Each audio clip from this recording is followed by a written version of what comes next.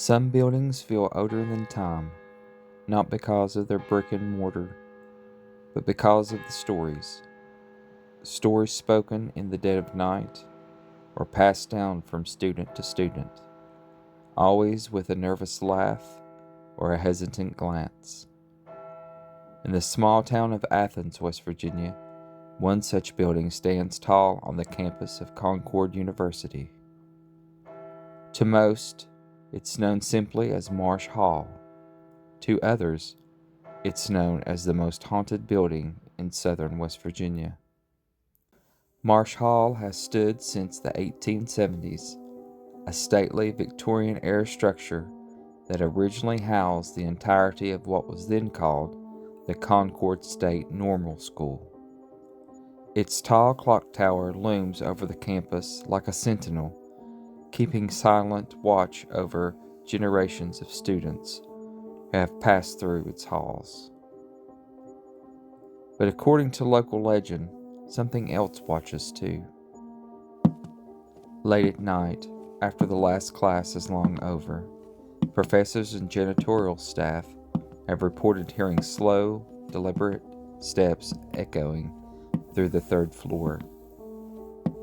The problem?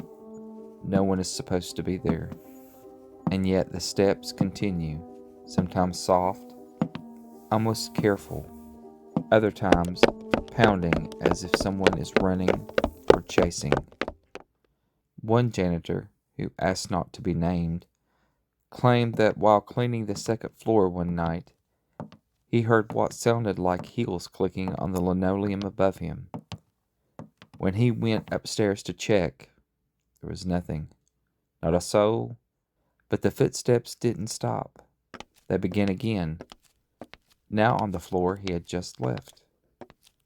He never worked alone again. But the most chilling tales comes from the tower. Students say the door to the tower is always locked. It's off limits. Part safety precaution, part tradition. But the stories say otherwise. They say that many years ago, a young woman fell, or was pushed, from the bell tower to her death. Some say it was an accident. Others think differently. A few, though, believe something far more sinister happened. One rumor tells of a love triangle gone wrong, of jealousy, heartbreak, and a fatal confrontation atop the campus. They say her spirit never left.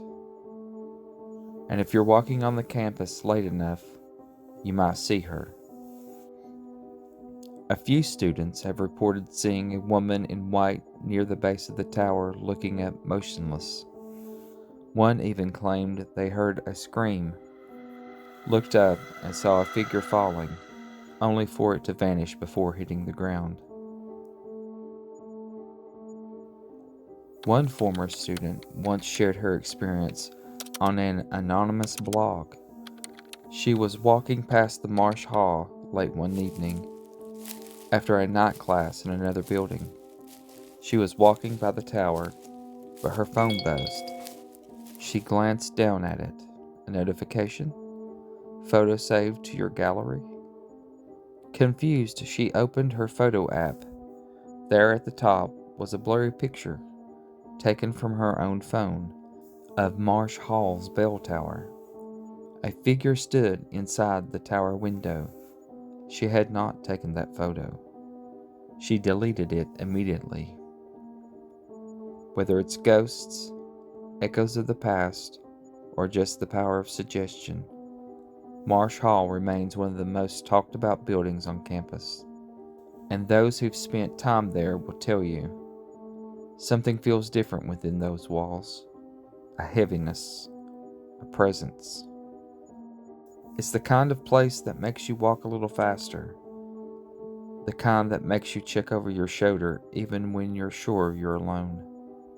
So if you ever find yourself in Athens, West Virginia, admire the architecture, listen to the wind through the trees, and if you pass Marsh Hall, look up at the tower.